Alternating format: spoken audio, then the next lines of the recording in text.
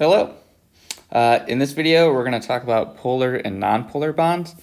And in order to do that, we're going to talk about where we've been in the past few videos and where we are going. All right, so we're going to first start reviewing just some common terms we've talked about, and that's ionic bonds. All right, so ionic bonds are a transfer of electrons between a metal and a nonmetal. We've also talked about covalent bonds, right? And those are when we are sharing electrons between two or more nonmetals, right? And this is where we get to polar and nonpolar bonds. Because when we're talking about covalent bonds, you can have a polar molecule or a nonpolar molecule. Now we'll talk, this video specifically for those two terms and how we can talk about or identify which molecules are polar, which molecules are nonpolar. And specifically today we're going to be focusing on H2O or water. Okay, so if we do take a look at the periodic table and look for oxygen, and we just draw the Lewis dot diagram of H2O as we've done before, we know oxygen has 6 valence electrons because it's in the 6th column, and there are 2 hydrogen atoms as well. Each one has 1 valence electron. Now we know this is a covalent bond, meaning we know they are going to be sharing electrons. But when we ask the question, is it polar or nonpolar, we're basically asking, do they share the bond equally, or do they share them unequal, or are they unequal in terms of how they share them? Okay, so to look at that, we're going to use some analogies here. So we're going to take a look at a polar bear and a penguin. Okay, 2 things that are found on different parts of the world. So just to review again, an ionic bond, if we say this polar bear here is the chlorine atom, as we can see here, and the penguin is the sodium atom, and in an ionic bond, the anion, the onion or nonmetal, is going to take our electrons, which in this case is the ice cream, right? It's not sharing, they're not sharing electrons. One is just taking those electrons away from the other one. They're not giving them back, and that's what gives chlorine a negative charge, and losing those electrons is what gives sodium that positive charge, right? So let's take a look at what happens when we have 2 of the same element sharing electrons. What happens? Well, let's kind of think of like arm wrestling, right? So if we look at this first one here, each penguin is representing a hydrogen atom in the molecule H2 or hydrogen gas. They are of equal strength, so those valence electrons that they are sharing in their covalent bond are basically, they're not moving, right? They're going to stay right in the middle. Okay.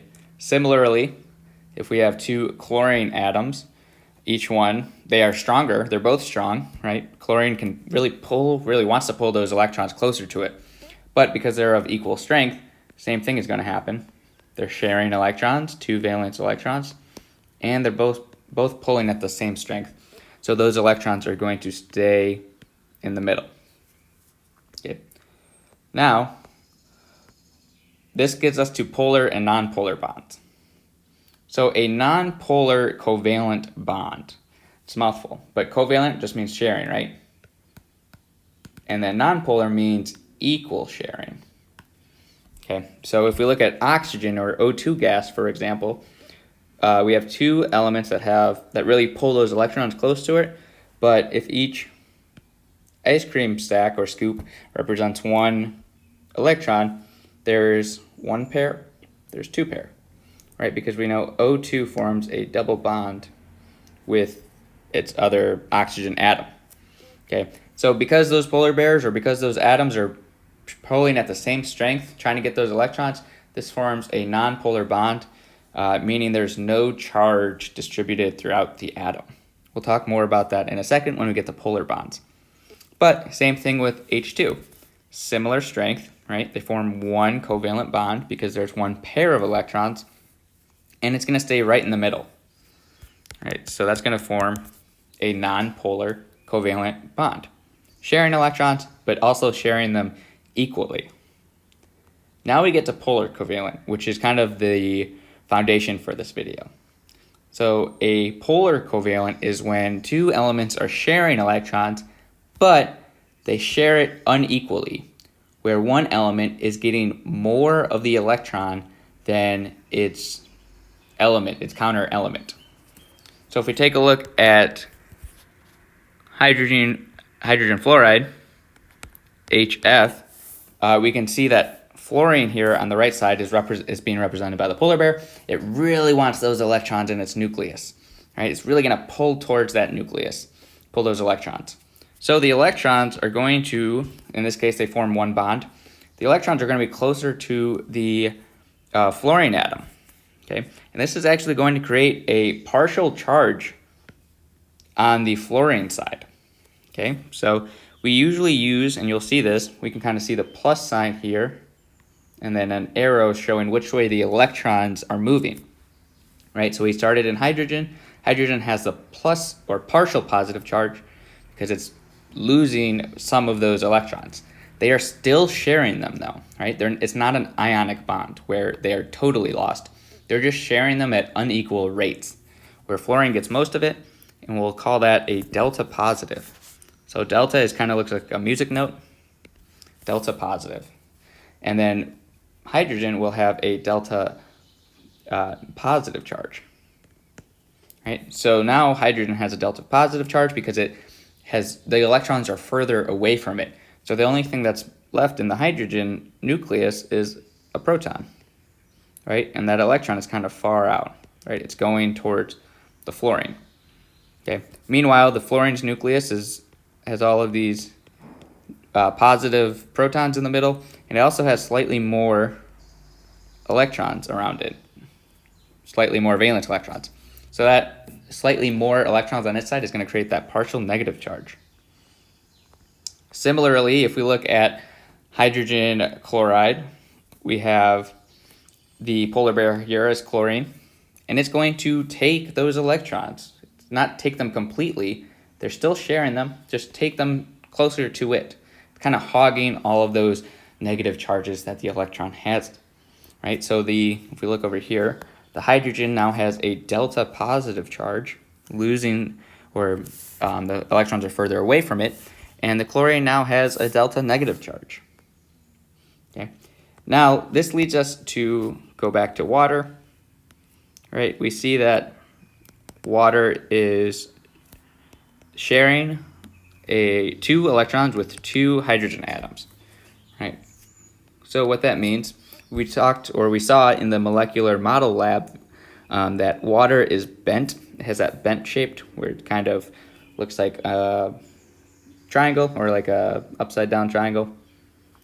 And so here we can see, or we can't see it yet, but oxygen is actually going to pull those electrons closer to it, okay? And what that does, it's kind of like the polar bear, right? The oxygen pulls those electrons closer to it, so then the oxygen side is going to have a partial negative charge, which we also say delta negative, right? That's the delta symbol. Meanwhile, the hydrogens, having lost their valence electrons or lost that tug of war battle, now has partial positive charges. And this is a polar molecule. So water, this is important, water is a polar molecule because it's unequal